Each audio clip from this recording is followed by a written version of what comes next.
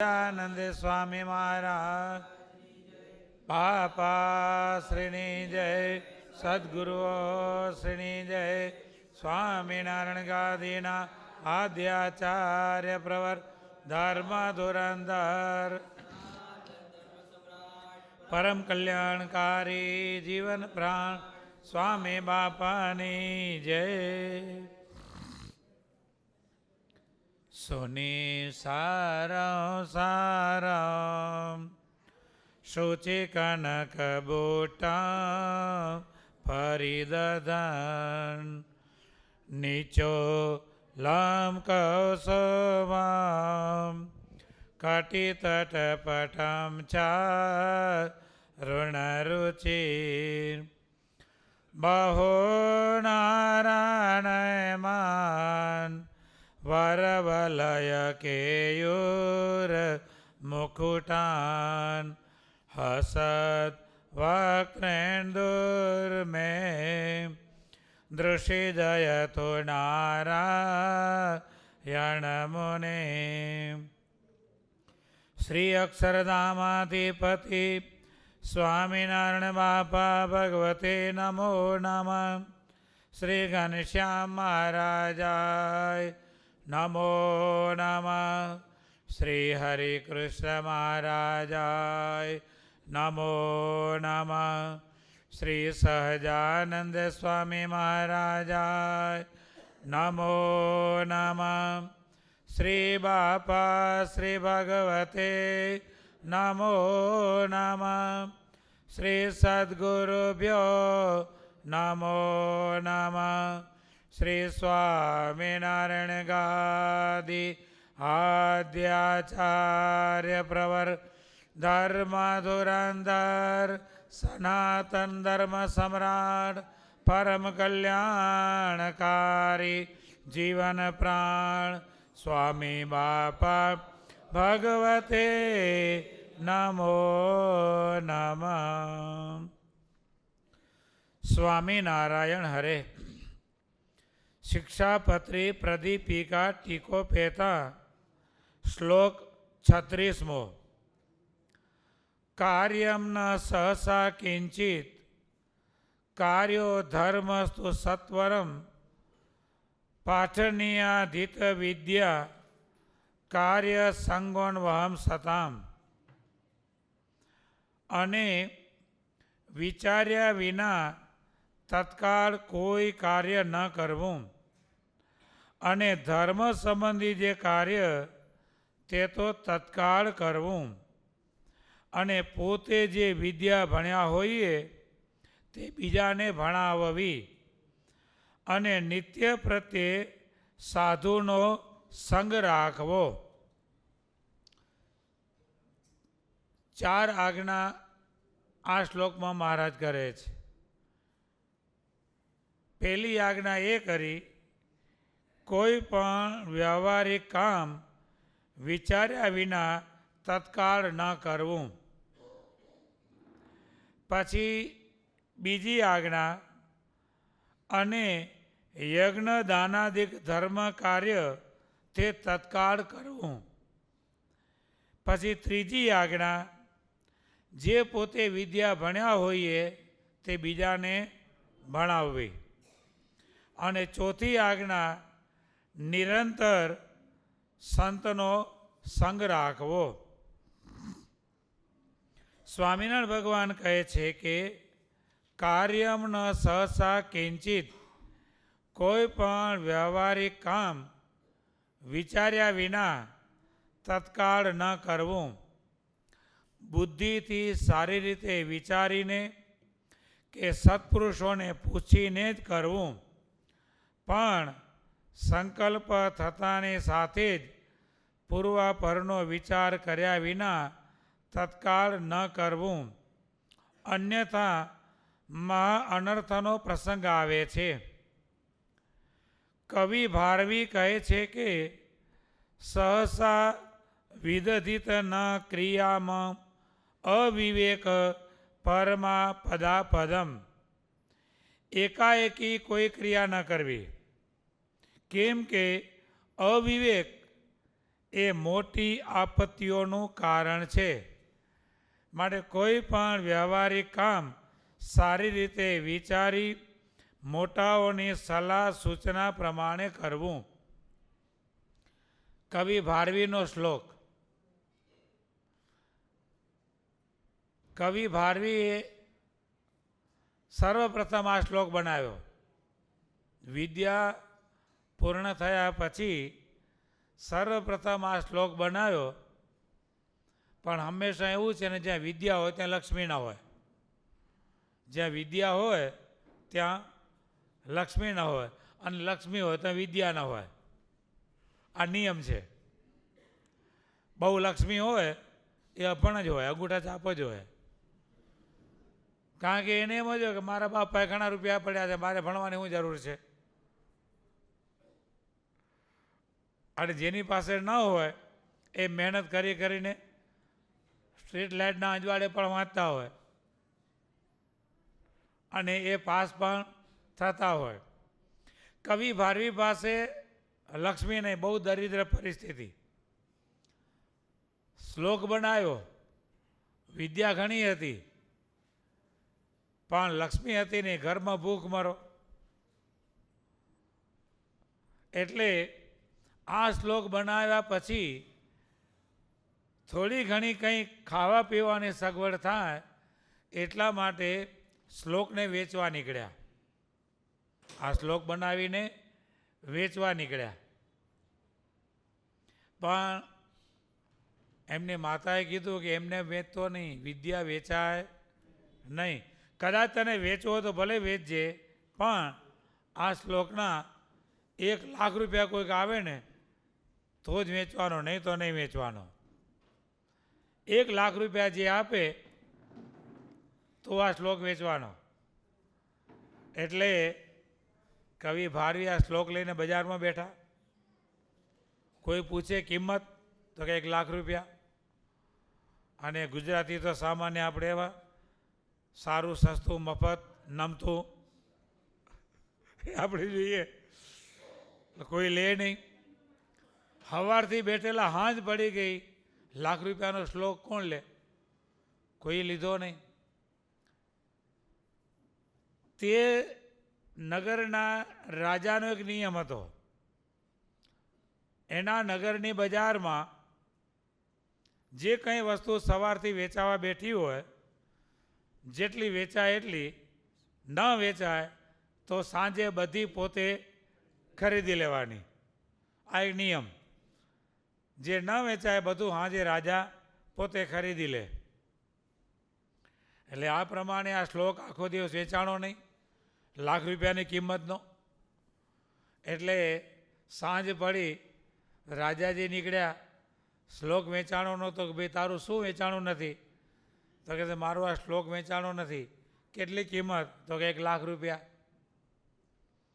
રાજાએ 1 લાખ રૂપિયામાં શ્લોક લઈ લીધો, લખેલો લઈ લીધો.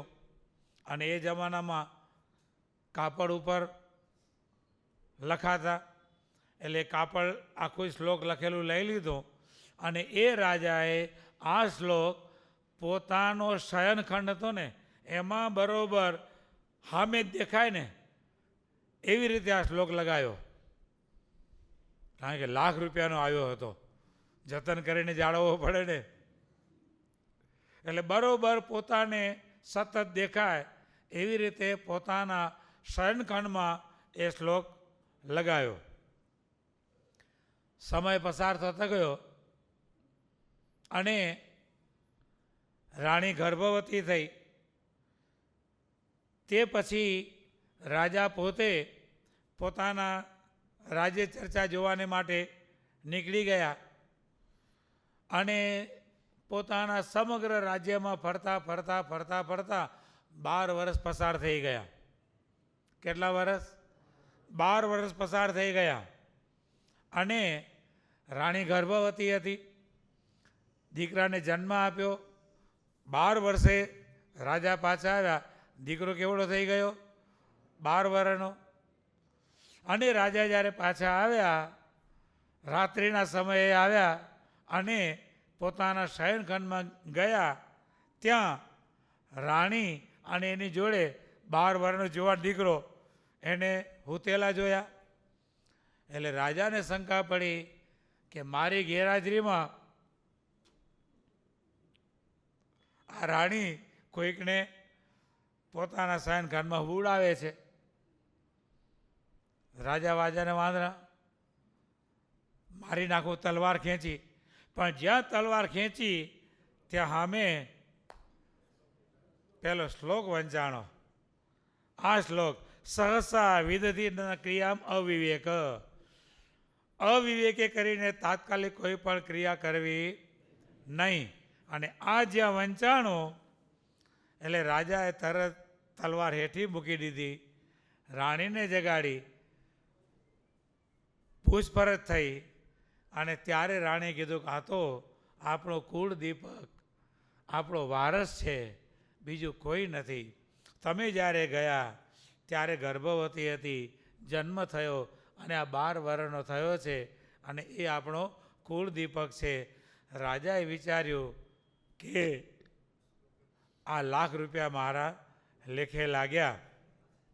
અને પછી રાજાએ એ ભારવી કવિને પોતાના રાજ દરબારમાં બોલાવી અને રાજગુરુ તરીકે એને સ્થાપ્યા અને પોતાના આખા રાજ્યના વિદ્યાર્થીઓને ભણાવવાને માટે પાઠશાળા કરી અને એના પ્રાધ્યાપક કવિ ભારવીને બનાવ્યા.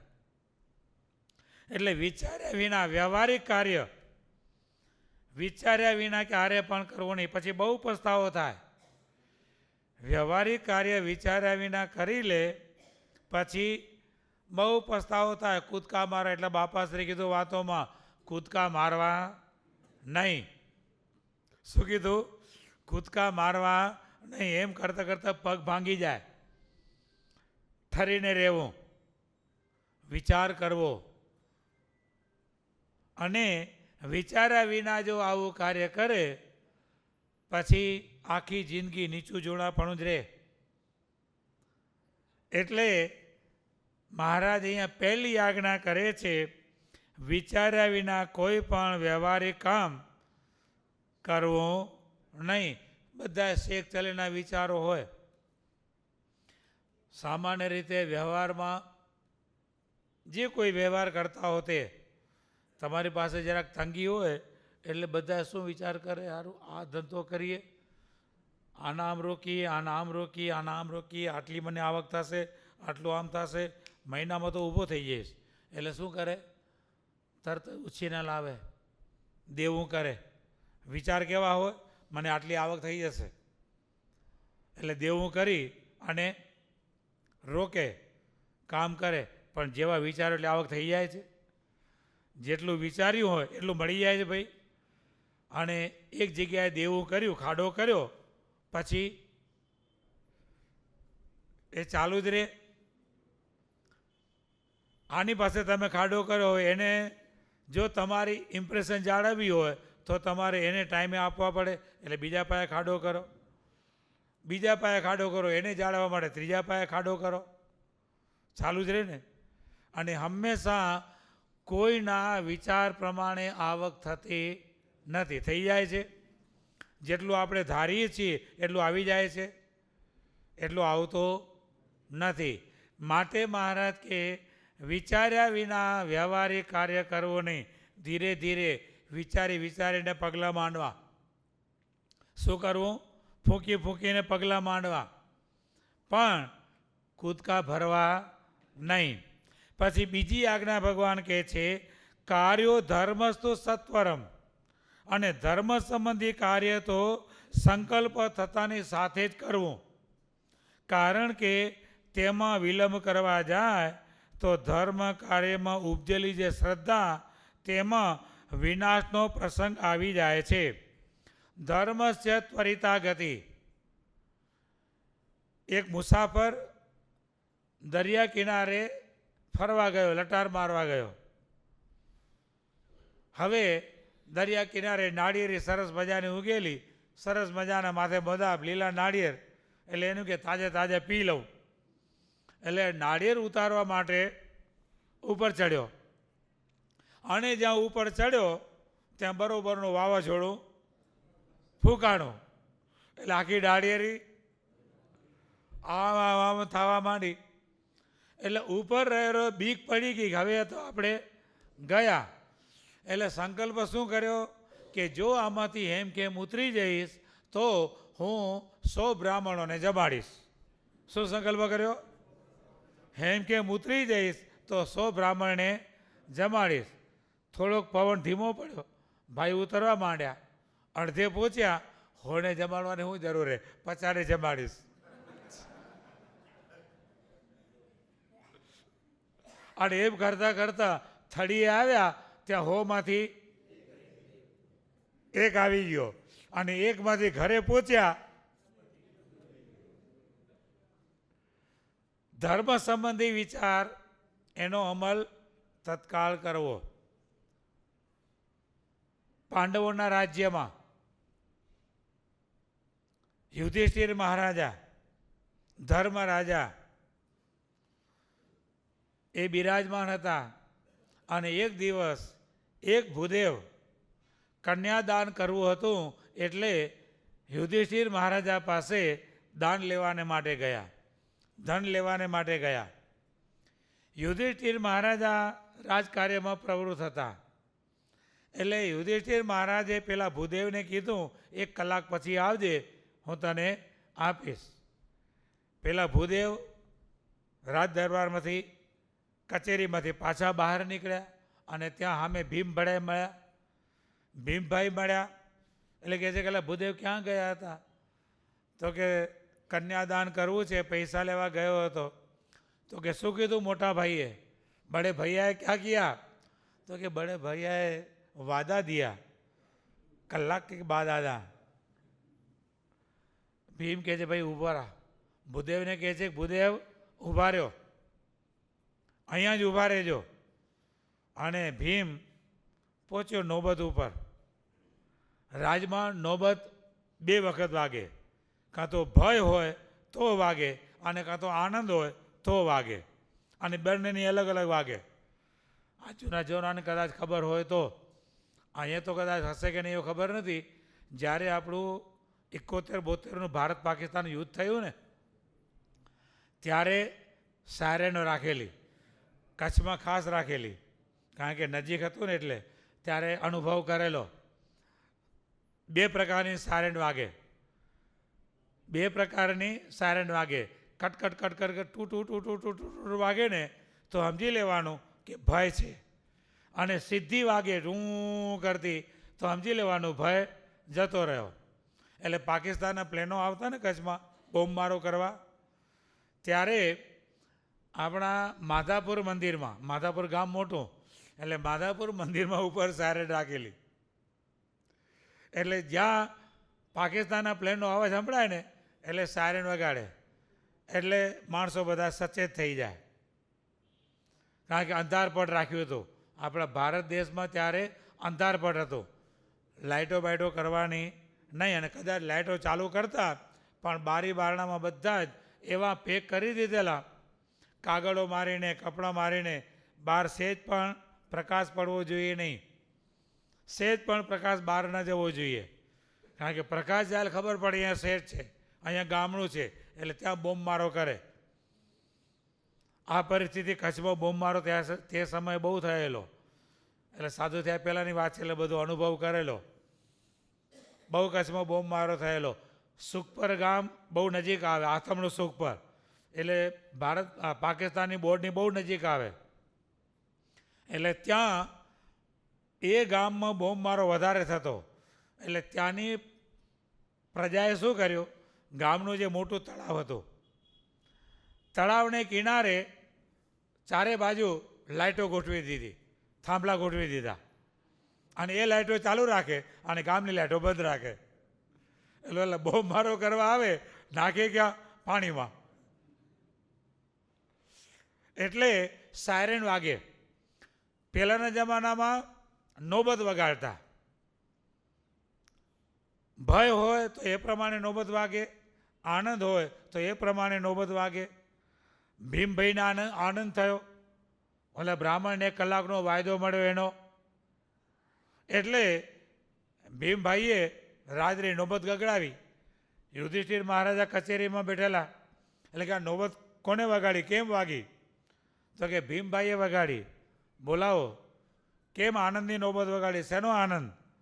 ભીમભાઈ કે મોટા ભાઈ, આપણે 1 કલાક જીવવાનું છે, એનો મને આનંદ થયો એટલે મેં નોબત વગાડી. શું આપણે 1 કલાક જીવવાનું છે તેનો મને આનંદ થયો માટે મેં નોબત વગાડી. યુધિષ્ઠિર મહારાજા કે જીવવું મરવું આપણા હાથમાં ક્યાં છે? આ દેહ તો ક્ષણભંગુર છે, હમણાં ક્યારે પડી જશે ખબર પડે નહીં. પાણીના પરપોટા જેવો છે, પાણીનો પરપોટો ફૂટી જાય, એ બા જીવ ક્યારે નીકળી જાય ખબર પડે નહીં. તો કલાકનો વાયદો, કલાકનો આનંદ શેનો? ત્યારે ભીમભાઈ કહે છે કે મોટા ભાઈ, તમે પેલા બ્રાહ્મણને કલાકનો વાયદો આપ્યો કે કલાક પછી દાન લેવા આવજે, તો આપણે કલાક જીવવાનું થયું તો તમે વાયદો આપ્યો ને. યુધિષ્ઠિર મહારાજાની સાંઠ ઠેકાણે આવી ગઈ. બોલાવો બોલાવો બોલાવો, આ ક્ષણભંગુર દેહની તો કંઈ પણ ખબર નથી ક્યારે પડી જાય. એટલે ધર્મ સંબંધી કાર્ય તત્કાળ કરવું, સંકલ્પ થાય ને કરી લેવું. આપણા કારણ સત્સંગમાં સાધુ થયા ત્યારથી અનેક એવા ભક્તોના સંપર્કમાં આવવાનું થયું. એવા ભક્તો સત્સંગમાં કે ભગવાનનો ક્યાંય પણ બાકી રાખવું નહીં. જેટલું ખિસ્સામાં હોય ને એટલું જ લખાવવું, હોય નહીં તો લખાવું જ નહીં. અને એવા ભક્તો સવારે લખાવ્યું ને હાજે આપે ને તો 12 કલાકનું વ્યાજ આપે. શું કરે? સવારે ભગવાનના ચોપડે આપણે લખાવી દીધું કે આટલી મારે સમયામાં સેવા કરવાની છે. ક્યારે લખાયું? સવારે લખાયું. હવે હાજે તમે લઈને આવો એટલે 12 કલાક એ ભગવાનનું જેટલું તમે લખાયું એટલું 12 કલાક કોની પાસે રહ્યું? તમારી પાસે રહ્યું. તો એનું વ્યાજ જે થાય છે, અડધો પૈસો કે 1 પૈસો જે જ ગણતા હો તે, પણ તમારા ભાગમાં તો આવ્યું ને, એટલું તમે વ્યાજ ખાઈ ગયા ને ભગવાનનું. ભક્તોની આવી સમજણ એ પણ આપણી પાસે રહેવું જોઈએ નહીં.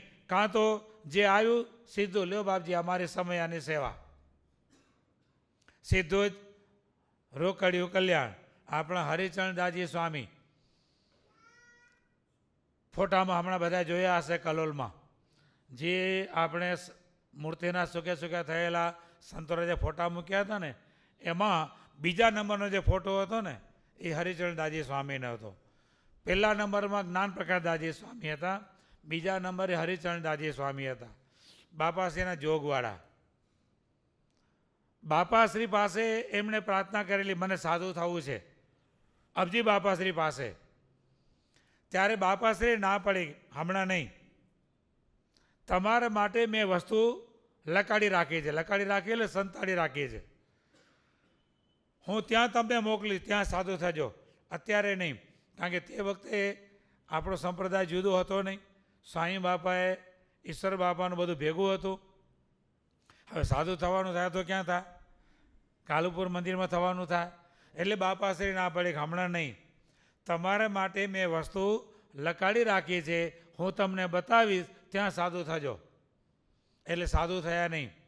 પછી આપણા ગુરુદેવ જીવનપ્રાણ સ્વામી બાપાએ ઈશ્વર બાપા અંતર્ધાન થયા પછી વિક્રમ સંવત 2006માં બાપાશ્રીનો શતાબ્દી મહોત્સવ છત્રી ઉપર ઉજવ્યો. અને ત્યારે બાપાશ્રીએ એ હરિચરણદાસજી સ્વામી ગ્રસ્તાશ્રમમાં હતા, એમનું નામ હતું રામજીભાઈ. એમને દર્શન આપીને કીધું કે તું મને સાધુ થવાનું કહેતો હતો ને, અને મેં તને કીધું હતું તારે માટે મેં વસ્તુઓ લકાડી રાખી છે, એમની પાસે સાધુ થજે, જા આ મુક્તજીવનદાસજી સ્વામી પાસે સાધુ થા. અને એ હરિચરણદાસજી સ્વામી એ શતાબ્દી મહોત્સવ કરી અને આપણા સ્વામી બાપાની સાથે મણિનગર આવ્યા અને સ્વામી બાપા એમને દીક્ષા આપી. નહીં તો સ્વામી બાપાએ પોતાના જીવનમાં, સમગ્ર જીવનમાં પોતાથી ઉંમરમાં જે મોટા હોય ને તેમને કોઈ દિવસ દીક્ષા આપી નથી. પોતાથી ઉંમરમાં મોટા હોય તેમને સ્વામી બાપાએ દીક્ષા આપી નથી. ફક્ત આપણા કારણ સત્સંગમાં એવા 3 સંતો કે જે સ્વામી બાપા કરતાં ઉંમરમાં મોટા હતા છતાં પણ સ્વામી બાપાએ તેમને દીક્ષા આપેલી એવા જ્ઞાનપ્રકાશ સ્વામી, હરિચરણદાસજી સ્વામી અને ત્રીજા હતા કરજીસરના જ્ઞાન વલ્લભદાસજી સ્વામી. આ 3 સ્વામી બાપા કરતાં ઉંમરમાં મોટા હતા તો પણ સ્વામી બાપાએ તેમને ભાગવતી દીક્ષા આપી અને એમની પાસે રાખ્યા હતા. એ હરિચરણદાસજી સ્વામી વૃદ્ધાવસ્થામાં પછી એમને થોડી તકલીફ હતી એટલે આગળ તકિયો રાખી અને આમ કરીને બેસતા, તકિયાને ઓઠી ગણે આમ કરીને બેસતા. કોઈ ભક્તો આવે કથા વાર્તા કરે, જ્ઞાનોપદેશ આપે અને એમ કહેતા કે આ મુક્તજીવનદાસજી સ્વામી પાસે તો રોકડિયા જી અને ખીચડીમાં ઘી, આવું કહેતા. અને બીજી જગ્યાએ શું છે કે ઉધારાની ખો અને માથે ઓઢીને રો, આ એમનું વાક્ય હતું. આવું કહેતા કે અહીંયા રોકડિયું કલ્યાણ છે. મુક્તજીવનદાસજી સ્વામી બાબા પાસે રોકડિયું કલ્યાણ છે, રોકડિયા જી અને ખીચડીમાં ઘી. પહેલાંના માણસો ઘી બહુ પચાવી જાય, હવે ન પચાવે. પહેલાં હાજે વાળું કરવા બે ને ખીચડીમાં છાશ બાશ નહીં નાખવાની, ખીચડીમાં છાશ નહીં નાખવાની, દૂધ નહીં નાખવાનો, થાળી ભરવાની ખીચડીની, પછી એમાં ઘી નાખી અને લકોટિયાથી હલાવી લકોડી ચાટી જવાનું, ઘીવાળું લકોડી છોડીએ અને પછી એ પી જવાનું. હલવાનું નહીં, રબડી કરી દેવાની, પીવા આવી એટલું ઘી નાખવાનું. શું? અને પછી પી જવાનું. લીધી ને પીધી, શું કહેવાય? લીધી ને પીધી. સંધ્યા આરતી કરીને ભક્તો વાળું કરવા જાય, સંધ્યા આરતી કરી અને ભક્તો હવોના ઘરે વાળું કરવા જાય અને તરત જ વાળું કરી અને પાછા કથામાં આવી જાય. એટલે સંતો પૂછે એટલે આટલી વારમાં? તો કે બાપજી એમાં શું વાર, ખીચડી જ ખાવી છે ને, લીધી ને પીધી. શું? બીજું કાંઈ ખાવાનું હોય નહીં, ખીચડી જ ખાવી છે ને, લીધી ને પીધી. થાળી ભરવાની ખીચડીની, પછી મેં ઘી નાખી અને હલાવી નાખવાનું બરોબરનું, સીધું પી જવાનું. ચાવું બાવું પડે ને, ચાવવું પડે, ખીચડી ચાવવી પડે. એટલે રોકડિયા જી અને ખીચડીમાં ઘી. કેટલા માટે કહે છે? ધર્મ સંબંધી કાર્ય તત્કાળ કરવું. દાન કરવાનો સંકલ્પ થયો. સાંઈ બાપા વારંવાર આપણને દ્રષ્ટાંત આપતા. એક શિષ્યએ ગુરુને પૂછ્યું, ગુરુજી હારામ હારું કામ કયું?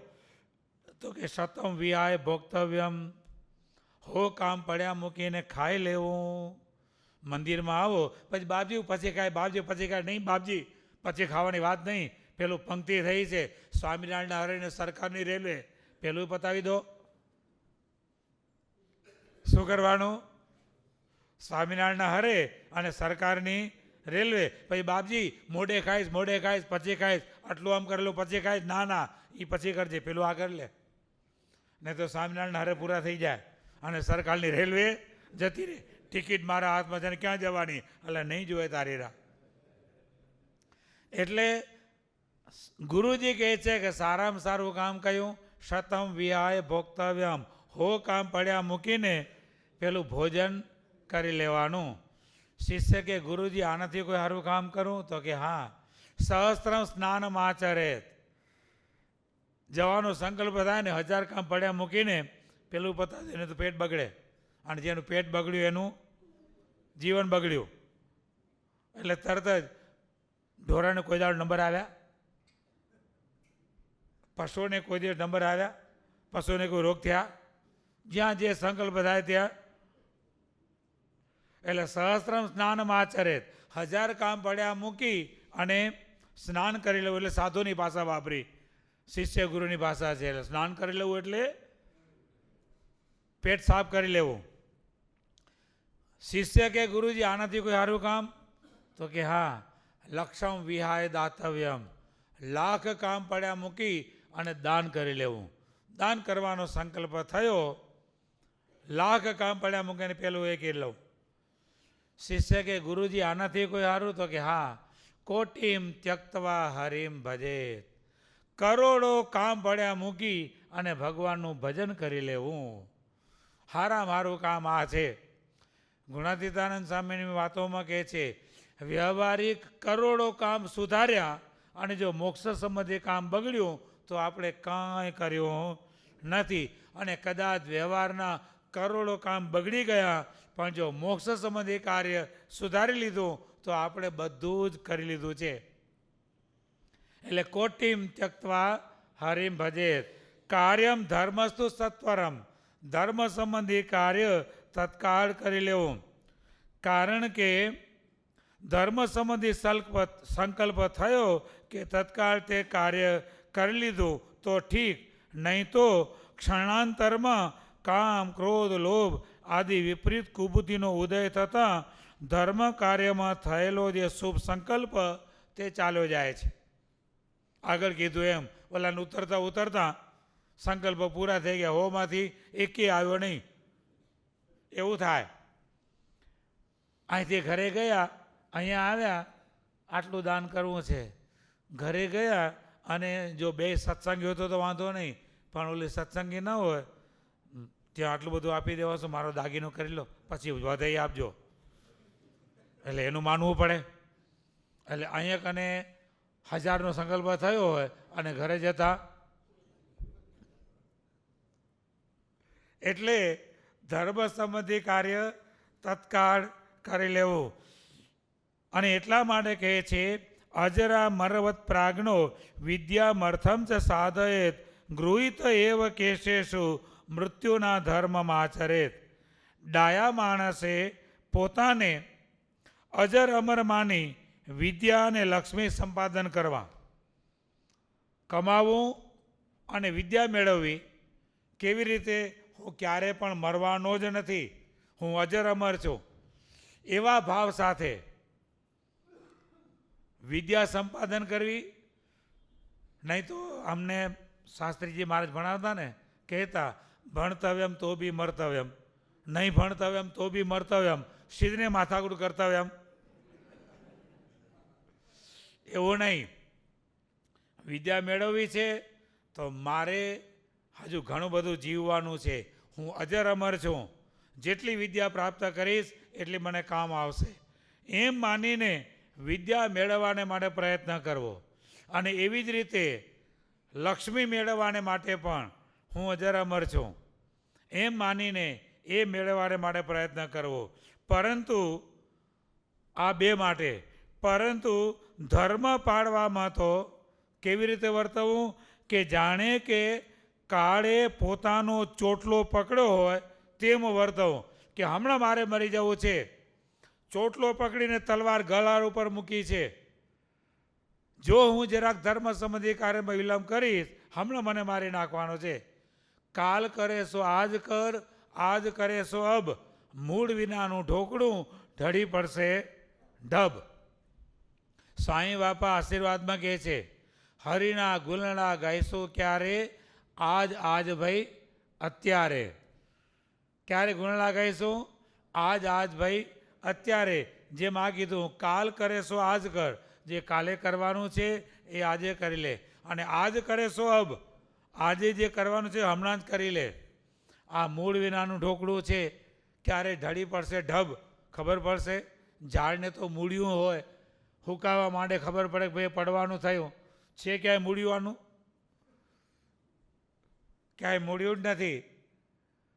એટલે ક્ષણભંગુરા દેહની જીવને મમત અપાર, ક્ષણભંગુરા દેહની જીવને મમત અપાર, પણ કેવો છે? પય પર પોટા પેટ પણ પડમાં નાશ થનાર. જીવને આ દેહનું બહુ મમત્વ છે, પણ છે કેવો? ક્ષણભંગુર. અને કેવો છે? જેમ પાણીનો ધરોડો પડતો હોય ને પરપોટા થાય, હમણાં તમારો એટલે મશીનો નીકળ્યા છે, એટલે પરપોટા ઉડાડો, કેટલી વાર હે મશીનથી પરપોટા ઉડાડો પણ તરત જ ફૂટી જાય. એમ આ દેહ છે આવો પાણીના પરપોટા જેવો છે, ક્યારે ફૂટી પડશે એ ખબર પડશે નહીં. માટે ધર્મ સંબંધી કાર્ય કેવી રીતે કરવું? બાપા કે 4 દાડામાં દેહ પડી જવાનો છે એમ માનીને ધર્મ સંબંધી કાર્ય કરવું, ભગવાન ભજવાનું કાર્ય કરી લેવું, સવારે જઈશ, સાંજે જઈશ, આમ જઈશ, ના. સંકલ્પ થયો દર્શન કરી લો, સંકલ્પ થયો દાન કરી લો, સંકલ્પ થયો ભગવાન ભજી લો, એમાં વિલંબ કરવાનો નહીં. મોક્ષ ધર્મમાં કહ્યું છે જે સ્વકાર્ય મધ્ય કુર્વીત પૂર્વાણે ચાપરાન્નિકમ નહીં પ્રતીક્ષતે મૃત્યુ કૃતમ વાસ્ય નવા કૃતમ. કાલનું કામ આજ કરવું અને પાછલા પહોરે કરવાનું હોય તે આગલા પહોરે કરવું. મૃત્યુ કંઈ પણ વાટ જોતું નથી કે આણે આટલું કામ કર્યું છે અને આટલું કરવાનું બાકી છે, એવી મૃત્યુ કંઈ પણ વાટ જોતું નથી. અને વળી ધર્મ સંબંધી કાર્ય તત્કાળ કરવામાં કોઈ પણ પ્રકારની હાનિ નથી. છે કંઈ ગેરલાભ છે? ધર્મ સંબંધી કાર્ય તત્કાળ કરીએ એમાં કોઈ પ્રકારનું નુકસાન છે, હાનિ છે? હાનિ નથી. પરંતુ લાભ તો છે જ. તે ધર્મથી પરલોકમાં પણ સહાય મળે છે. માટે સ્મૃતિમાં કહ્યું છે કે ધર્મ એવ સહાય સ્યાત પરલોકે ન ચેતરે. પરલોકને વિશે ધર્મ એ જ એક સાથીદાર થાય છે, બીજું કોઈ નહીં.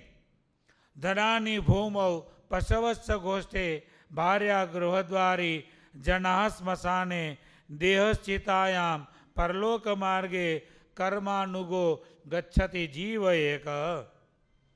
સોનું ચાંદી કે નગદ નાણું પૃથ્વીમાં દાટ્યું રહે છે. પહેલાં જમીનમાં દાટા, હવે બેંકમાં નાખે છે. આ સ્વિસમાં કેટલા પડ્યા? 1000 કરોડ એક જણાના પડ્યા હશે. 500 ને 1000 કરોડ સ્વિસ બેંકમાં પડ્યા છે. શું કરવાના? આ બધા જ મોટા મોટા બધા છે એના બધા જ ત્યાં પડ્યા હોય ને. હવે કોઈને નંબરની ખબર ન હોય, કાંઈ ના હોય, ક્યાં ને ક્યાં ખાતું પડ્યું હોય અને અહીંયા હત્યા થઈ જાય, પતી ગયું. શું કરવાના? એટલે ધનાની ભૂમો પેલા જમીનમાં દાટતા, એટલે શાસ્ત્રકારોએ એમાં લખ્યું અત્યારે ધનાની બેંકે, બધું એમાં જ પડ્યું રહેવાનું. પશવસ્સ ગોષ્ઠે પહેલાં પશુધન કહેવાતું, અત્યારે હારી હારી ગાડીઓ ક્યાં રહેવાની? ગેરેજમાં જ પડી રહેવાની ને. પશુઓ ખીલે બંધાય જ પડી રહેવાના. ભાર્યા ગૃહદ્વારી અર્ધાંગના કહેવાય. બધી પ્રકારનું અડધો હક એને મળે. અને અર્ધાંગના પણ એ ક્યાં સુધી? ઘરના બારણા સુધી. ક્યાં સુધી? ઘરના બારણા સુધી. જેવી નનામી બહાર નીકળી અને ઘરના બારણે આવી અને બંગડીઓ ભાંગી, થઈ ગયું પૂરું. હવે તો બંગડીઓ ભાંગવાની રહી નથી. પહેરી હોય તો ભાંગે ને.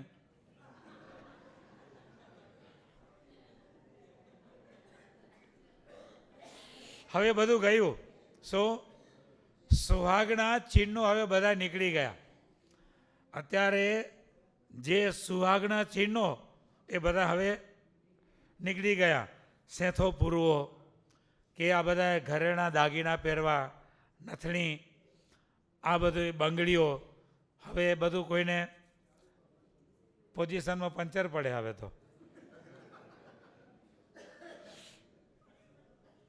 અને પહેલાં એ બધા સુહાગના ચિહ્નો હતા. શું હતું? સુહાગના ચિહ્નો. આ જે બધું ઋષિ મુનિ આધારક પ્રસંગ નીકળ્યો એટલે આ જે આપણી ભારતીય પરંપરામાં જે આ બધા સુહાગના ચિહ્નો છે ને, કદાચ કોઈ એમ માનતા કે અમારે બંધન છે ને, આ બંધન નથી. સ્ત્રીઓને માટે બંધન નથી, પણ એ સુહાગના ચિહ્નો છે સ્ત્રીઓની સંપૂર્ણ સુરક્ષાના ચિહ્નો છે. શું છે? એ સુહાગના જે ચિહ્નો છે ને એ સ્ત્રીઓની સંપૂર્ણ સુરક્ષા માટેના એ ચિહ્નો છે. જો એ બધા ચિહ્નો હોય તો એ બાઈ ગમે ત્યાં નીકળી હોય, બજારમાં ગમે ત્યાં નીકળે તો સુહાગના ચિહ્નો જેના ઉપર હોય તો એના ઉપર બીજા પર પુરુષો ખોટી નજર કરે નહીં કે આ બુકિંગ છે, પરણેલી છે. શું થાય? આ પરણેલી નારી છે, જો હું એના ઉપર કાંઈ પણ ખોટી નજર કરીશ તો એનો ધણી મારું કાસર કાઢી નાખશે, આવા વિચારો આવે. એટલા માટે સુહાગના જે ચિહ્નો છે એ સ્ત્રીઓની સંપૂર્ણ સુરક્ષાના ચિહ્નો છે, એમાં સંપૂર્ણ એમની સુરક્ષા છે. પણ હવે એ કોઈ રાખતું નથી, એટલે વારે ઘડીએ એટલે અહીંયા કહે છે કે ભાર્યા ગૃહ દ્વારી, ક્યાં સુધી? ઘરના બારણા સુધી બંગડીઓ ભાંગી અને સેંથો સાફ કર્યો એટલે પતી ગયો. પછી જન સ્મશાને, આખી જિંદગી જેના માટે દોડાદોડ કરી હોય, આ બધા પુત્ર પરિવાર સગા સંબંધી એ બધા જ ક્યાં સુધી? સ્મશાન સુધી. ક્યાં સુધી? સ્મશાન સુધી. અને એથી આગળ દેહશ્ચિતાયામ, જે આખી જિંદગી આપણે પાળી પોષી સરસ મજાનો રાખ્યો, હાચવ્યો, પણ એ પણ ક્યાં સુધી? ચિતા સુધી. જ્યાં લાકડામાં મૂકી અને ઝડપાયું ત્યાં બળબળ સળગી જવાનો, એ બધું પતી જવાનું. ત્યારે પરલોકને વિશે તો જીવ પોતાના કર્મને અનુસારે એકલો જ ગતિ કરે છે. દરેકને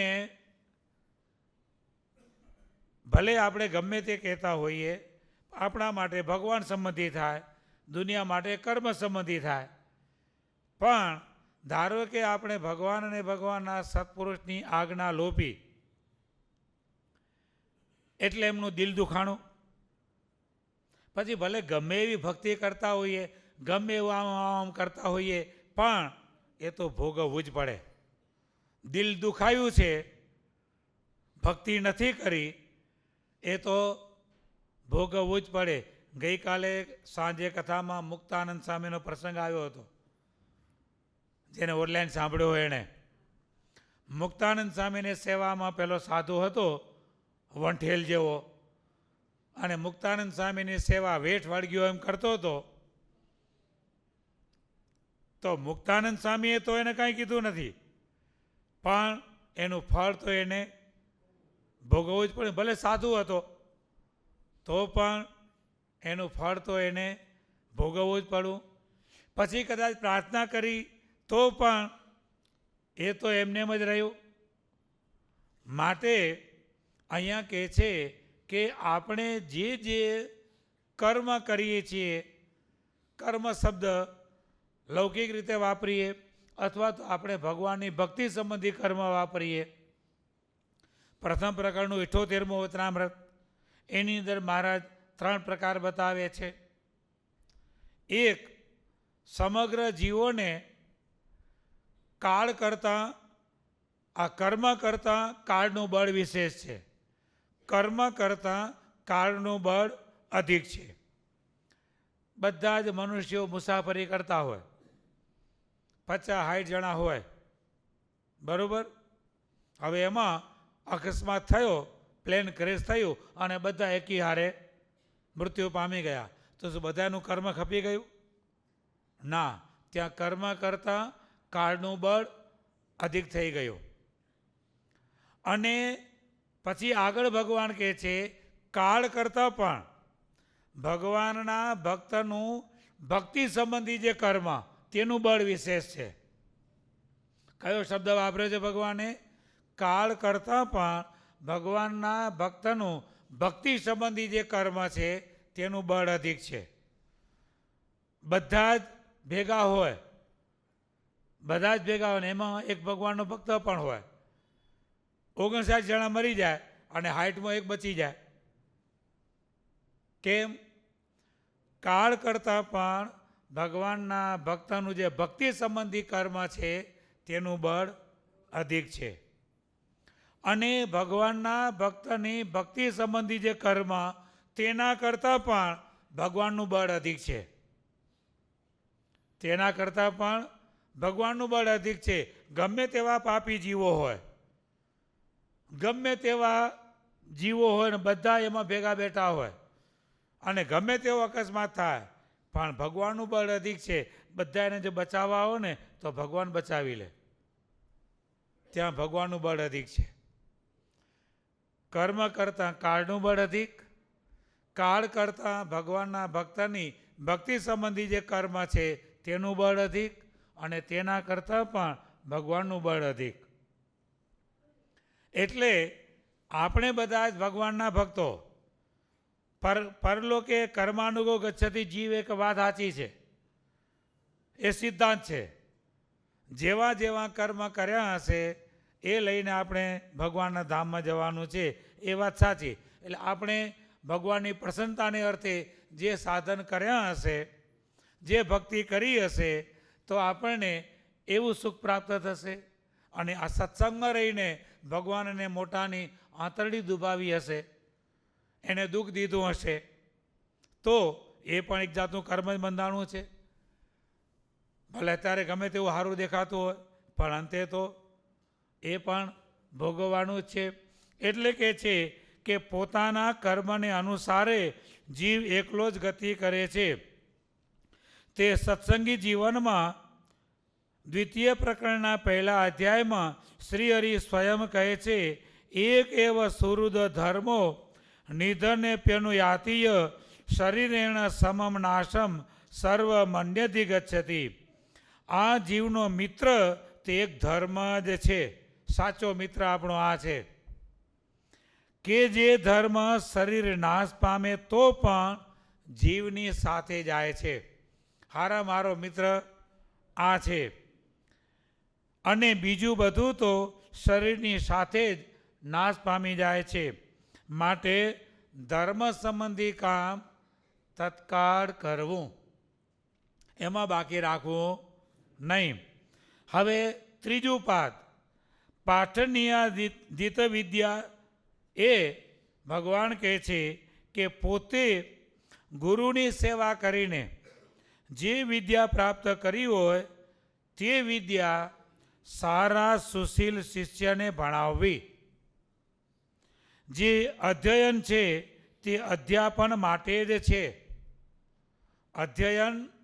અધ્યાપન માટે જ છે. પોતે જે પ્રાપ્ત કર્યું છે, પોતે જે વિદ્યા ભણ્યા છીએ, તે કોને? સારા સુશીલ શિષ્યને ભણાવવી. પાત્ર વિના વિદ્યા આપી દઈને તો એ પણ વિદ્યાનો દુરુપયોગ થાય. પાત્ર વિના વિદ્યા આપી દે તો એનો એ વ્યક્તિ દુરુપયોગ કરે. અયોગ્ય વ્યક્તિને યોગ્ય વ્યક્તિ સામે મળે ને તો પણ ઓલું અયોગ્ય જ કરે, એની અયોગ્યતા જાય નહીં.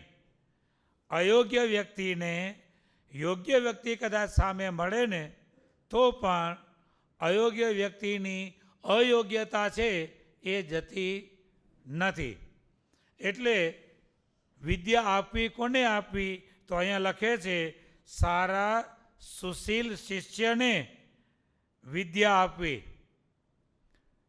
જેને તેને આપી દેવી નહીં. અને એટલા માટે આપણા ઋષિમુનિઓ ગુરુકુળોમાં પાત્ર જોઈને વિદ્યા આપતા. કોને આપતા? આ વિદ્યાને પાત્ર છે કે નહીં તેને વિદ્યા આપતા. નહીં તો પાત્ર ન હોય તો એને વિદ્યા પણ આપતા નહીં. સ્વામી બાપાની વાતોમાં દ્રષ્ટાંત આપે છે. એક ગુરુએ એના શિષ્યને વિદ્યા આપી, સારી વિદ્યા પ્રાપ્ત થઈ ગઈ, એટલે શિષ્યને એ વિદ્યા આવડી પડી અને વિચાર કરવા માંડ્યો, હું આવો ભણેલો ગણેલો અને મને કોઈ દાડો ગુરુ થવાનો વારો જ નહીં. હવે ગુરુ થવાને માટે શું કર્યું? પાણી ભરવાના બાને કે આપણે આશ્રમ મૂકીને જતા રહીએ અને ત્યાં આપણે આપણી વિદ્યા અજમાવીશું. પણ કાંઈ કામ આવતું નથી હો. જે જ્યાં હોય ને ત્યાં તે કામ આવે છે. અહીંયા ધારો કે આજે આપણે બધા છીએ કથા વાર્તા કરી શકીએ છીએ, બોલી શકીએ છીએ, બધું કરી શકીએ છીએ. બધા જ ભક્તો પૂજા કરે, સંતોની માન આપો છો, બધું કરો છો, બરાબર ને? આ જ વિદ્યા આજે અવડી પડે ને હું જેમ વિચાર કરું કે હું બહાર જઈને કથા કરીશ અને લાખો માણસોને ભેગા કરીશ, ઠન પાયા કશું ન મળે. સમજ્યા? કાંઈ થાય નહીં. એ બધું આઈનું આઈ જ રહી જાય. અનુભવ કર્યા, બધા જોયા, વિચાર કરતા હતા હું સંગીતવાળો છું, હું મ્યુઝિશિયન છું, હું તબલાવાળો છું, આપણે નીકળી જઈએ અને ભક્તિ સંગીત આમ નાઇટો કરીશું અને લાખો રૂપિયા ભેગા કરીશું. ભાઈ ગયા અને અંતે ચાવીતા હલાવવાના આવ્યા. કશું કામ આવ્યું નહીં ભાઈ, કંઈ પણ કામ આવ્યું નહીં. અહીંયા મોટા કથાકાર હતા સ્વામી બાપા, જેમને પોતાને હાથે દૂધ પીવડાવતા હતા, એવા કથાકાર હતા. અહીંયા હતા ત્યારે સ્વામી બાપા પોતે પોતાના હાથે આગ્રહ કરી અને દૂધ પાતા કથા કરતા. એટલે કથા કરતા એટલે સ્વામી બાપા એમને પોતે પોતાના હાથે સરસ મજાનું હળદર, એલાચીને ઘી નાખેલું દૂધ પીવડાવતા. અહીંયા વિચાર કર્યો કે કથા કરીશું ને લાખો રૂપિયા ભેગા કરીશું, કાંઈ ઠન પાયા છે, કશું નથી, હજી જીવે છે, કાંઈ નથી. એટલે જે કંઈ છે ને બધું અમારા તમારામાં, આપણા બધામાં જે કંઈ છે ને આ ધણીને લઈને છે.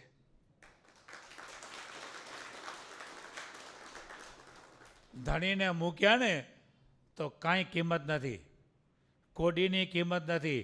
ગમે તેવા આવીશું, કથિર જેવા આવીશું ને, પણ જો આ સ્થાનમાં બેઠા આવીશું ને તો ચિંતામણી જેવા છીએ. આ સ્થાનમાં આવીશું તો તમે કે અમે, આ બધા તમે બધા જોયા કેવા કેવા મોટા મોટા હતા, આમ હાલે અને ધરતી ધ્રુજે એવા હતા ને બધા. તમારા બધા ગ્રસ્તાશ્રમ હતા, એ બધા કેવા હતા? એને પૂછ્યા વિના તમે પાણી પી નાખો એવા હતા ને. પણ જ્યાં આ સત્સંગ મૂકીને ગયા તો માટે બંધુઓ જે કંઈ છે, વિદ્યા છે, આવડત છે, એ સ્વામિનારાયણ બાપા, સ્વામી બાપાની દેન છે. અને એની દેન એમના ચરણે જ અર્પણ થાય. જેથી આ સત્સંગ મૂકીને એમ વિચાર કર્યો કે હું આમ કરી લઈશ, કશું નહીં વળે, કોડીની કિંમત થઈ જશે. એટલે ગમે તેવા હોય ને તો પણ આ સ્વામિનારાયણ ગાદીના શરણે રહેવું. એટલે અહીંયા મહારાજ કહે છે વિદ્યા પણ આપવી કોને? તો સારા સુશીલ શિષ્ય હોય ને તેને વિદ્યા આપવી. અને જે કદાચ ભગવાનને મોટા વિશ્વાસ મૂકીને વિદ્યાઓ આપી અને એને સંપાદન પણ કરી અને પછી એ વિદ્યાને જોરે, જે ગયા છે આજ દિન સુધી, 52-53 વર્ષ થઈ ગયા, બધાને જોયા છે આજ દિન સુધી. જેટલા અહીંયા રહીને વિદ્યા શીખ્યા અને અહીંથી બહાર નીકળ્યા, કોઈને વિદ્યા કામ આવી નથી. બધા જ હજુ બધા અમારી નજર સામે રખડે છે, ભીખ માગવાના વાળા આવ્યા છે, રખડે છે બધા જ. કોઈને કાંઈ વિદ્યા કામ આવી નહીં. એટલા માટે વિદ્યાદાન કરવું તો પણ સારા સુશીલ શિષ્યને વિદ્યા ભણાવવી. કારણ કે વિદ્યાદાન છે એ મોટું દાન છે. હા, એ વાત સાચી, વિદ્યાદાન છે તે મોટું દાન છે. ભલે ગરીબ જેવો હશે પણ જો વિદ્યા બરોબર ભણાવી હશે અને જો વિદ્યાનો સદુપયોગ કરતો હશે તો એ ક્યારે પણ દુઃખી નહીં થાય. એ ક્યારે પણ દુઃખી નહીં થાય. પંડિત સર્વત્ર પૂજ્યતે, વિદ્યાવાન વ્યક્તિ સર્વત્ર પૂજાય છે. બાકી વિદ્યા વિનાનો વ્યક્તિ દરેક જગ્યાએ પૂજાતો નથી. અને વિદ્યાવાળો બધી જગ્યાએ પૂજાય, બધી જગ્યાએની જરૂર પડે ને. આપણી આ કોલગેટ કંપની ટ્યુબ બનાવે છે, બરાબર ને? એ શરૂઆતમાં જરાક હાલી ને પછી સાવ ડાઉન થઈ ગઈ, પછી એ એકદમ ડાઉન થઈ ગઈ ને. હવે જ્યારે ડાઉન થઈ ગઈ ત્યારે આ અમારી બ્રાન્ડ ડાઉન કેમ થઈ એના રિસર્ચ માટે એમને એક જ વ્યક્તિ મળ્યો ને, એક જ વ્યક્તિ મળ્યો કે ભાઈ ડાઉન તમારી કેમ થઈ ખબર છે? કાંઈ તકલીફ નથી, તમારી જે ટ્યુબ છે ને એનું જે મોઢું છે ને તમે નાનું રાખ્યું છે. જે આપણી આંખમાં જેની ટ્યુબ આવે ને એવું ઝીણું મોઢું રાખ્યું છે. એ મોઢું મોટું કરી નાખો, તમારી બ્રાન્ડ ચાલુ થઈ જશે. આટલી સલાહ આપવાના કેટલા? 1 લાખ રૂપિયા તે જમાનામાં. આટલી સલાહ આપવાના કંપનીએ કેટલા આપ્યા? 1 લાખ રૂપિયા આપ્યા. અને એ ટ્યુબ નીકળવાનું મોઢું પોળું કરી નાખ્યું. આટલી સલાહ કેટલી? આ મોટું આંકડું છે ને મોટું કરો. આ વિદ્યાવાન. શું આને કહેવાય? વિદ્યાવાન. આ વિદ્યા. આ વિદ્યા હતી કે ભાઈ આ કેમ ડાઉન ગયું? આના કારણે. અને એ જ્યાં મોટું થઈ ગયું પાછી કંપની એવી ચાલુ થઈ ગઈ. એટલે વિદ્યાવાન વ્યક્તિ સર્વત્ર પૂજાય છે. વિદ્યાદાન એ મોટું દાન છે. ગૌદાન, ભૂમિદાન તથા વિદ્યાદાન, આ 3 દાનને અતિદાન કહેલા છે. વિદ્યા પણ ઘણા પ્રકારની છે, પણ તે સર્વે વિદ્યાઓની મધ્યે બ્રહ્મ વિદ્યાને મુખ્ય કહી છે, જે આપણને આ સ્વામિનારાયણ ગાદીએ પ્રાપ્ત થાય છે. બ્રહ્મ વિદ્યાના ભોમિયા સાચા સંત સુજાણ. નંદ સંતોએ ગાઈ દીધું. બ્રહ્મ વિદ્યાના ભોમિયા સાચા સંત સુજાણ. બ્રહ્મ વિદ્યા ભગવાન અને ભગવાનના સત્પુરુષ સિવાય બીજા કોઈની પાસે મળતી નથી. બીજી બધી વિદ્યાઓ બધે મળે, પણ બ્રહ્મ વિદ્યા ભગવાન સંબંધી વિદ્યા એ તો ભગવાન અને ભગવાનના સત્પુરુષ પાસે જ મળે. માટે ગરુડ પુરાણમાં કહ્યું છે કે વિદ્યાનામ ચ પરા વિદ્યા બ્રહ્મ વિદ્યા સમીરિતા અતસ્તદાનતો રાજન સર્વદાન ફલમ ભવેત. સર્વ પ્રકારની વિદ્યાઓમાં બ્રહ્મ વિદ્યા એ મુખ્ય છે. માટે હે રાજન, તે બ્રહ્મ વિદ્યાના દાનથી સર્વદાનનું ફળ મળે છે. કેમ કે બ્રહ્મ વિદ્યા એટલે ભગવાન સંબંધી વિદ્યા. તે વિદ્યા ભગવાનનું વિજ્ઞાન થતાં જીવ માયાના બંધનથી મુકાય છે. ભગવાન સંબંધી વિજ્ઞાન એટલે વિશેષ જ્ઞાન, સારું જ્ઞાન. વિશેષ એટલે બ્રહ્મ વિદ્યા સંબંધી જ્ઞાન. એ જ્ઞાન થતાં જીવ માયાના બંધનથી મુકાય છે અને તેને ભગવાનના ધામની પ્રાપ્તિ થાય છે. પછી તેને પુનઃ ક્યારે પણ આ સંસારમાં આવવું પડતો નથી. આવો મોટો પરોપકાર બ્રહ્મ વિદ્યાથી થાય છે. અને માટે બાપાશ્રી બીજા ભાગની વાતોમાં કહે છે, મોટામાં મોટો પરોપકાર કયો? તો જીવને આ સ્વામિનારાયણ ગાદીના શરણે લાવવો એ મોટામાં મોટો પરોપકાર છે. એક જીવને જો સ્વામિનારાયણ ગાદીના શરણે લાવો તો અનંત કોટી બ્રહ્માંડના જીવો ઉગાર્યાનું પુણ્ય ભગવાન તમને આપે.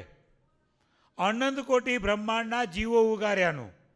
કારણ કે એક જીવ આવ્યો, હવે એ જીવ જો અહીંયા ના આવ્યો હોત તો એને અનંત કોટી બ્રહ્માંડમાં રખડવું પડે.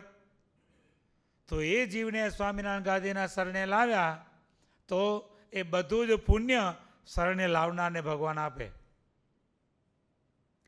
માટે તેને પરાવિદ્યા કહેલી છે અને તેના દાનથી સર્વ દાનનું ફળ કહેલું છે.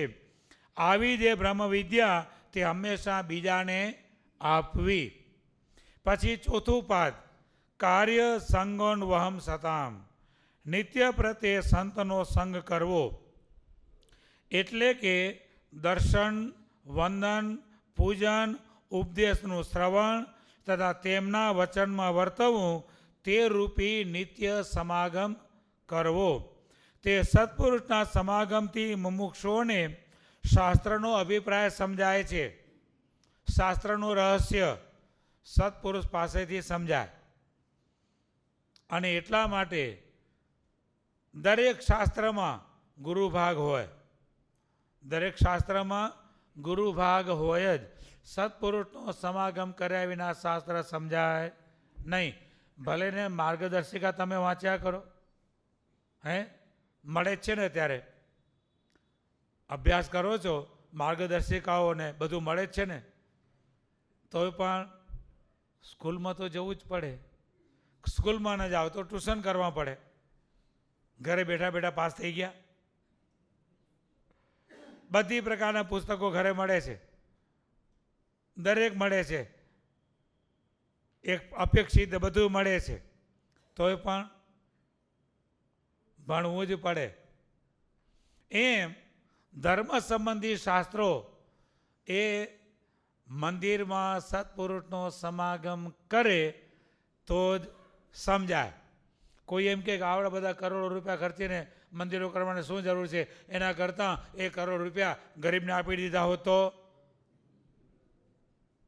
અત્યારના બુદ્ધિવાદીઓ આવું થિંક કરે, પણ એ જરૂર આના માટે છે. કરોડો રૂપિયાની સ્કૂલો બનાવવાની શું જરૂર છે? હે, આટલી બધી હાઈસ્કૂલો કરોડો રૂપિયા ખર્ચી અને સ્કૂલો અને કોલેજો બનાવવાની શું જરૂર છે? ઘરે જ વાંચી લો ને બધા. એમાં કોઈ એમ નથી કહેતું કે કરોડો રૂપિયાની સ્કૂલ બનાવવાની કે કરોડો રૂપિયાની કોલેજ બનાવવાની શું જરૂર છે, એમ કોઈ બોલતા નથી. પણ જ્યાં મંદિરો સર્જન કરે ત્યાં બુદ્ધિવાદી એવી શંકા કરે કે આટલો બધો ખર્ચો કરવાની જરૂર છે, ગરીબને આપો ને. ભાઈ, જેમ લૌકિક વિદ્યા કરવાને મેળવવાને માટે સ્કૂલો કોલેજોની જરૂર છે, એમ બ્રહ્મ વિદ્યા પ્રાપ્ત કરવાને માટે આવા મંદિરોની જરૂર છે. અને મંદિરમાં આવી ભગવાન અને ભગવાનના સત્પુરુષનો દર્શન સમાગમ એ જ્યારે થાય ને ત્યારે જ આપણને આપણામાં સદબુદ્ધિ અને ભગવાન ભજવાની પ્રેરણા જાગે. ઘરે બેઠા બેઠા પ્રેરણા જાગે. અને એટલા માટે સત્પુરુષોના સમાગમથી જ મુમુક્ષુઓને શાસ્ત્રનો અભિપ્રાય સમજાય છે અને મોક્ષ માર્ગમાં શ્રદ્ધા, પ્રીતિ અને ભક્તિ તે ઉત્પન્ન થાય છે. અહીંયા આવીએ, આ ભગવાનને વિશે આપણને જે શ્રદ્ધા ઉપજે છે, આ જ મૂર્તિઓ તમારા ઘરે છે કે નહીં? દરેકના ઘરે આને આજ ભગવાન બાપા, સાંઈ બાપા છે. પણ ઘરે તમને આટલી શ્રદ્ધા થાય છે અને અહીંયા આવશો તો અંદરથી ઓટોમેટિક શ્રદ્ધા થશે ને. કોઈ દિવસ કોઈને પોતાના ઘરે એવો વિચાર થયો કે હારું આ ઘરે આવા થાળ કરું અને આવી રીતે પૂજા કરું તો મને આટલું વ્યવહારિક સંકલ્પ માની લો કે મને આ વ્યવહાર કાર્યમાં ઉપાધિ આવી છે, તે ભગવાન ટાળે એવી કોઈ દાડો ઘરે બેસીને ભગવાન આગળ એવી શ્રદ્ધા ઉપજી? અને મંદિરમાં આવશો તો અહીંયા ભગવાન આગળ એ શ્રદ્ધા તમને આમેથી થશે. અહીંયા ભગવાનને પ્રાર્થના કરશો, હે ભગવાન મારી આ ઉપાધિ ટાળો, મને આવું તકલીફ આવી છે એ મારી તકલીફ દૂર કરો. અહીંયા આવીને કહેશો ને? કોઈ દાડો ઘરે કીધું? એટલે અહીંયા જે શ્રદ્ધા ઉપજે, અહીંયા જે ભક્તિ ઉપજે એ બીજે ઉપજે નહીં. માટે મંદિરમાં આવવાથી જ શ્રદ્ધા, પ્રીતિ અને ભક્તિ ઉત્પન્ન થાય છે અને એકાંતિક ધર્મમાં દ્રઢતા થાય છે. તે શ્રીહરિ પોતાના માતુશ્રી ભક્તિદેવી પ્રત્યે સત્સંગી જીવનના પ્રથમ પ્રકરણના 32મા અધ્યાયમાં ભગવાને જે શ્લોક મૂક્યો છે હરિગીતાનો, આપણે દરરોજ એ શ્લોક બોલીએ છીએ.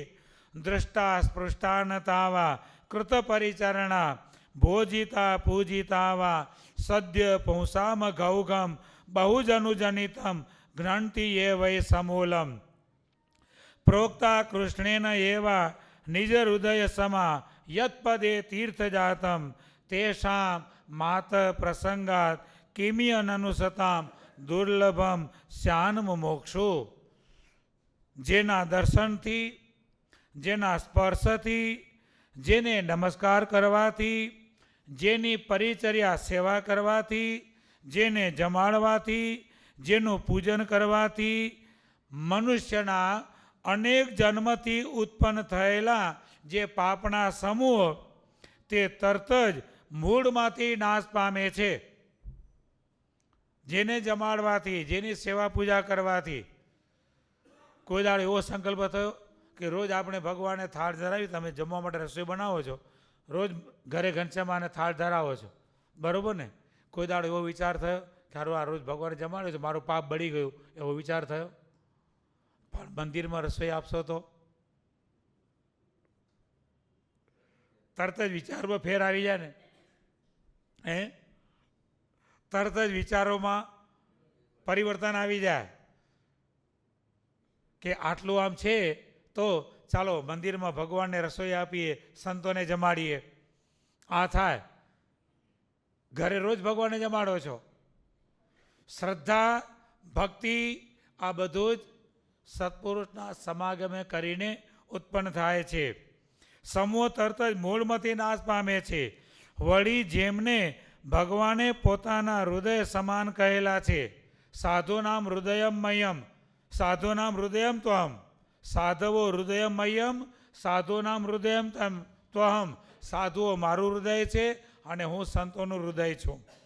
અને જેમના ચરણમાં તીર્થ માત્ર રહેલા છે એવા સત્પુરુષના પ્રસંગથી બાળમૂર્તિ ઘનશ્યામ પ્રભુ છેલ્લે ભક્તિ માતાનો ઉપદેશ આપે છે કે હે માતા, આવા સત્પુરુષના પ્રસંગથી મુમુક્ષુઓને મોક્ષ માર્ગમાં શું દુર્લભ રહે? કાંઈ પણ દુર્લભ રહેતો નથી. સહેજે સહેજે મોક્ષ પ્રાપ્તિ થઈ જાય છે. તે માટે શ્રી હરિ સ્વામિનારાયણ ભગવાન નારાયણ ગીતામાં કહે છે કે મારા આશ્રિતોએ સત્પુરુષની સમીપ વિદ્યા, ધન, અધિકાર વગેરેના માને રહિત. સત્પુરુષ પાસે જવું ત્યારે કેવી રીતે? વિદ્યા, ધન, અધિકાર વગેરેના માન રહિત થઈને દાસની પેઠે તેમની પરિચર્યા કરવી અને તેમના વચનને એકાગ્ર મનથી ગ્રહણ કરવા. ત્યાં કોઈ પણ પ્રકારની મોટાઈ, હું આવો મોટો, એટલે ગોપાળ બાપાની મંગળિયાની વાત આપણે બધા જાણીએ છીએ. ગોપાળ બાપાની પાસે જ વિદ્યા પ્રાપ્ત કરેલી, એમની પાસે જ ભણેલો અને એમનો શિષ્ય અને ગોપાળ બાપાનો લાડલો શિષ્ય મંગળિયા મંગળિયા કહીને બોલાવતા. અને એ જ ભણી લીધા પછી જે અધિકાર આવ્યો અને આગળ સિપાહી ચાલે ને પાછળ સિપાહી ચાલે અને આવા ગોપાળ બાપાના દર્શને, ગોપાળ બાપાને તો એનો મંગળિયો છે ને ભાઈ. એટલે ગોપાળ બાપા પ્રેમથી બોલ્યા. ગોપાળ બાપાને બીજો કોઈ ભાવ નહોતો. એમને તો એમના ઉપર વાલ વરસાવ્યો કે આવો મંગળિયા.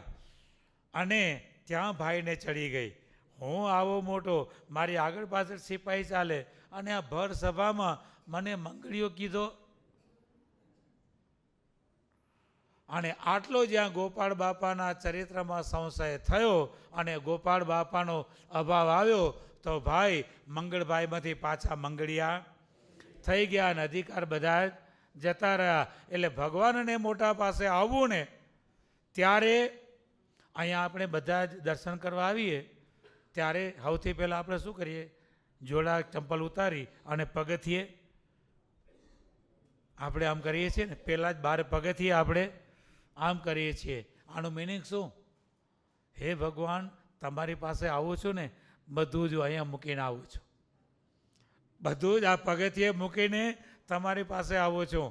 તમારી પાસે આવવામાં મારી વિદ્યા, ધન, અધિકાર, મોટાઈ એ કંઈ પણ નહીં. અહીંયા આવ્યા એટલે એમના દાસ, નોકર, ચાકર, શું એ થઈને આવું, એમના ગુલામ થઈને આવું. શું થઈને આવું? ભગવાન પાસે આવવું ને એટલે એમના ગુલામ થઈને આવવું. એટલે બધું જ મૂકી દેવું અને બધું જ મૂકીને તેમની પરિચર્યા અને સેવા કરવી, તેમના વચન મનથી ગ્રહણ કરવા. જેમના સમાગમથી પોતાના વર્ણાશ્રમને ઉચિત એવા બ્રહ્મચર્યાદિક નિયમોમાં દ્રઢતા થાય છે અને પરમેશ્વર એવો જે હું તે મારે વિશે જેમના સમાગમથી પરાભક્તિ વૃદ્ધિ પામે છે તેમના સંગનો ક્યારેય ત્યાગ ન કરવો.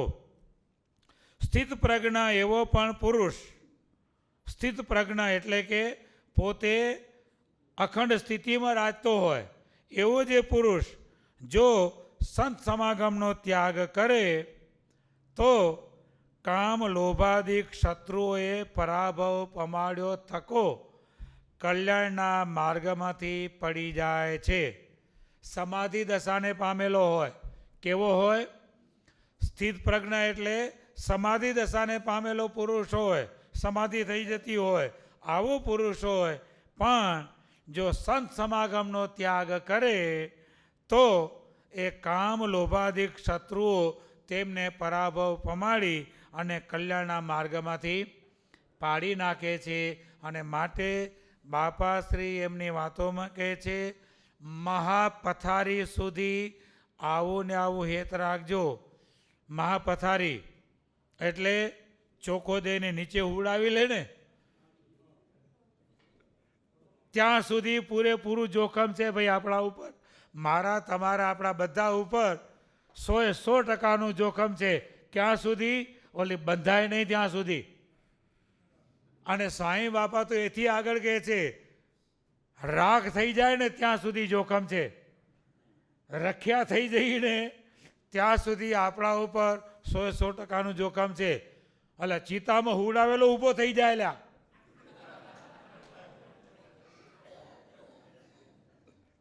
લાકડામાં હુડાવેલો ઊભો થઈ જાય, શું ભરોસો? આનો કઈ ભરોસો થાય? આનો કોઈ ભરોસો નહીં. અને એટલા માટે બાપાએ કીધું આવું ને આવું હેત રાખજો, ક્યારે પણ આમાં ઉણપ આવવા દેશો નહીં. એટલે કીધું કે આવો હોય, સમાધિને પામેલો હોય, પણ જો સંત સમાગમનો ત્યાગ કરે તો કામ ક્રોધ લોભાદિક દોષો એને કલ્યાણ માર્ગમાંથી પાડી નાખે છે. અને જો ગમે તેવો કામી ક્રોધી લોભી લંપડચી હોય, પણ જો આ સંત સમાગમમાં પડ્યો હોય ને તો ધીમે ધીમે ધીમે ધીમે ભગવાન અને ભગવાનના સત્પુરુષોની કૃપાથી એના બધા જ દોષ ટળી જાય છે. માટે અહીંયા સ્વામિનારાયણ ભગવાન જે ચોથું પાદ કહે છે એનો ઉપસંહાર કરતાં અહીંયા છેલ્લે કહે છે કે સ્પષ્ટ જણાય છે કે બુદ્ધિશાળી મનુષ્યોએ કુસંગનો ત્યાગ કરી અને દરરોજ નિષદીન સત્પુરુષો સમાગમ કરવો. સંત સમાગમ કીજે હો નિષદીન સંત સમાગમ કીજે, તે શ્રી હરિનો મુખ્ય સિદ્ધાંત છે. ઇતિ શ્લોક 36મો સંપૂર્ણ. બોલો અક્ષરધામના અધિપતિ સ્વામિનારાયણ બાપાની, ઘનશ્યામ મહારાજની જય, હરે કૃષ્ણ મહારાજની જય, સહજાનંદ સ્વામી મહારાજની, બાપા શ્રીની જય, સદગુરુઓ શ્રીની જય. સ્વામિનારાયણ ગાદીના આદ્યાચાર્ય પ્રવર, ધર્મ ધુરંધર, સનાતન ધર્મ સમ્રાટ, પરમ કલ્યાણકારી, જીવન પ્રાણ સ્વામી બાપાની જય. જય સ્વામિનારાયણ સર. આજની રવિવારની સભાના સ્પોન્સર પટેલ ચેતનાબેન ઘનશ્યામભાઈ તો સંતોને હાર તોરા ધારણ કરવા માટે ઉભા.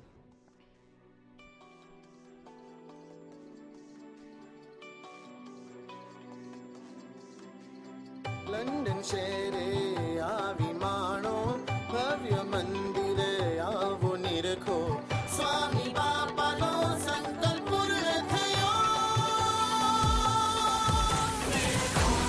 આનંદ ભયો, આનંદ ભયો, આનંદ ભયો, આનંદ ભયો, આનંદ ભયો, આનંદ ભયો, આનંદ ભયો,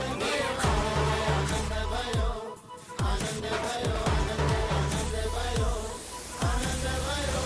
ખીલ્યા રે સૌના મન, નાચે રે થનક થન, કરતા રે સૌ વંદન, કરતા રે સૌ વંદન.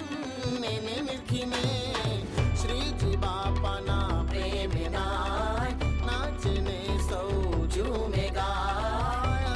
હરિરંગની વર્ષા થાય, હરિરંગની વર્ષા થાય, હરખે સૌના મન આનંદ ભયો, આનંદ ભયો. સ્વામી બાપાનો આનંદ, સ્વામિનારાયણ ગાદીએ આનંદ ભયો, આનંદ ભયો. સ્વામી બાપાનો આનંદ, સ્વામિનારાયણ ગાદીએ આનંદ ભયો, આનંદ ભયો. સ્વામી બાપાનો આનંદ.